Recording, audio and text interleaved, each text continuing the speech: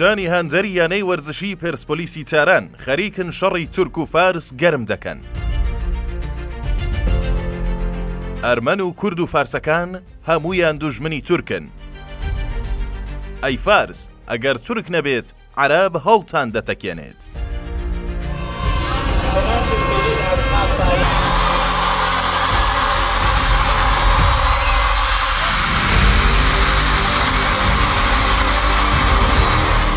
ئەم دوو ڕستەیەی باسکران بەشێکی زۆر کەمی ئەو دروشمانەی هەندەرانی یانەی وەرزشی تراکتۆری تەورێزە کە لەم دوو ڕۆژەدا جیا لە یاریگاکانی تۆپی پێی تەورێز تۆڕە کۆمەڵایەتیەکانی سەر بە تورکە ڕەگەزپەرستەکانی پارێزگای ئازەربایجانی تەنیوە و هەست بە مەترسی پێکدادانی جددی نەتەوەیی لە ئەگەری بۆشایی دەسەڵاتی سیاسی تاران دەکرێت.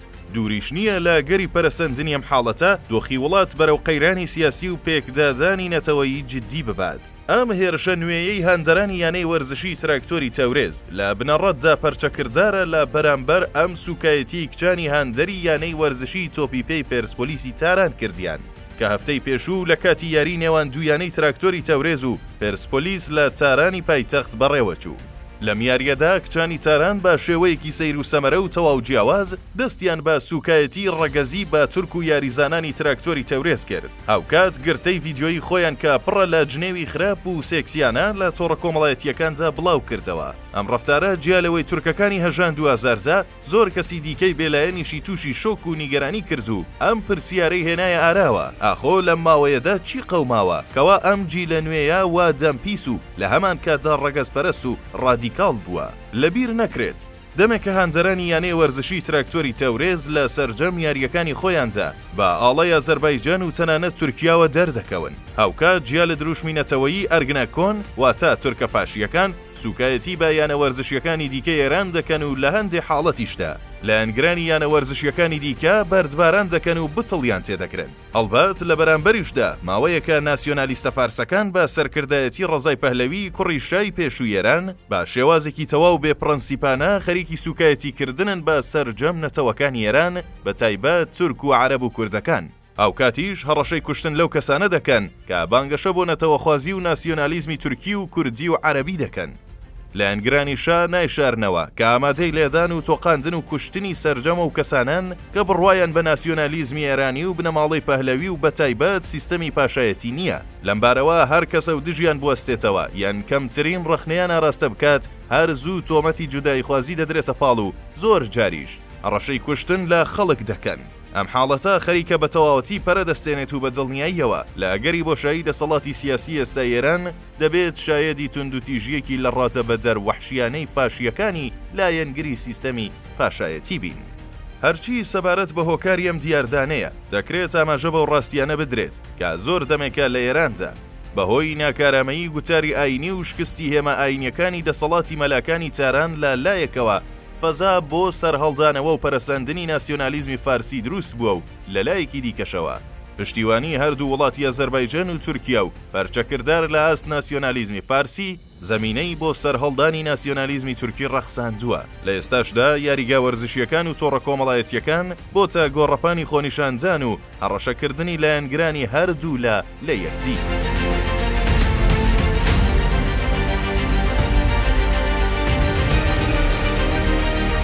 ئەم دوو گوتارە ڕەگەزپەرستە جیا لەوەی بەردەوام بە توندی بە گژیەکدا دەچنەوە ئەوکات تورکە ڕەگەزپەرستەکان هەڕەشەی جیابوونەوە و دابەشکردنی ئێران دەکەن و فارسەکانیش لە بەرامبەردا ئاماژە بە بێنیشتمانی و بێفەرهەنگی تورکەکان دەکەن و بەردەوام باس لەوە دەکەن تورکەکان خەڵکی ئەم ناوچەیە نین بەڵکو ئەوان لێرەدا گیرکەر و هاوردە و سەربارن بۆیە دەبێت بگەڕێنەوە بۆ مەغۆلستانی وەحشی واتە نیشتمانی سەرەکی خۆیان.